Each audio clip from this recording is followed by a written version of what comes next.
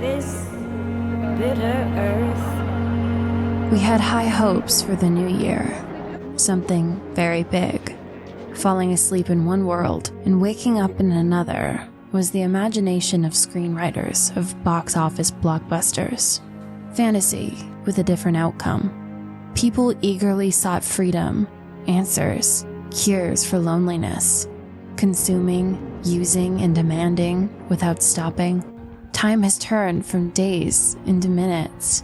Apparently, this was the only way to plunge the planet into the present.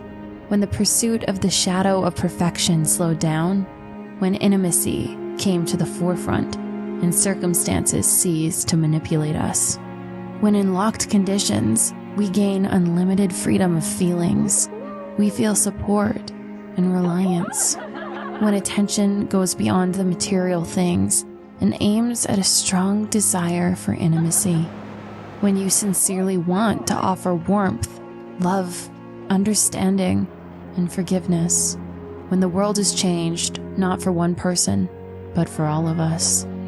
Unconditionally and literally, I am not alone. There are many of us. Now everyone has learned about personal loneliness. It was not so scary, and everyone can say, I understand you. When the variability of reality in macro approximation showed that it has a speed steeper than light itself, none of us devise a plan. We can only have an intention and a violent desire to live. The rest, according to the situation. Now, this is our new superpower. Act on the situation. The time that gave the whole planet a chance to reevaluate the familiar reflex with a new force. To wake up and open our eyes. Feel the smell of a loved one. Savor the taste of morning coffee. Hear a friend's voice or the dog's breath. See the sunrise. Smile at a child. And touch the living. Be alive. Understand that we have long had these main values. It turns out, happiness was so close the whole time. We were led to the greatest fear. Close, no tighter. It's not possible to come up with a larger scale. And if our grandfathers were literally on the fly at death, then we are on a blind date. But they were able. Then our task is to not screw it up. I know a human is very afraid of dying, not becoming, disappearing. He spends a lot of strength and energy on this fear. Strengthens control, competes with the source, riddle himself with anxiety about what it is to not exist. And in this obviously senseless battle with the inevitable, he misses what's really important in the present. But in order to understand this, it was necessary to break his forehead in a forced collision, to dissect the forehead in desperate and rare prayer.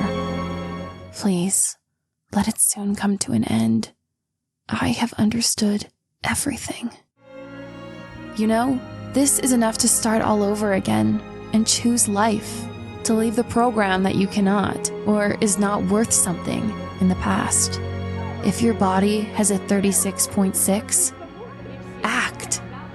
We were finally shown that guarantees, control, and stability are an illusion, as well as our beliefs about ourselves. Now we have a chance to reset all past settings and create new ones, because the old ones in the new world do not work. They have not been working for a long time, but people needed confirmation. We got it. Throw away the drafts where you were so afraid of making mistakes.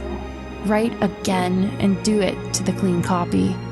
There is no time to rehearse, as you can now see. Let's start all over again. Let's try. We are given the chance on credit. You and me, differently. What good am I? Heaven only knows.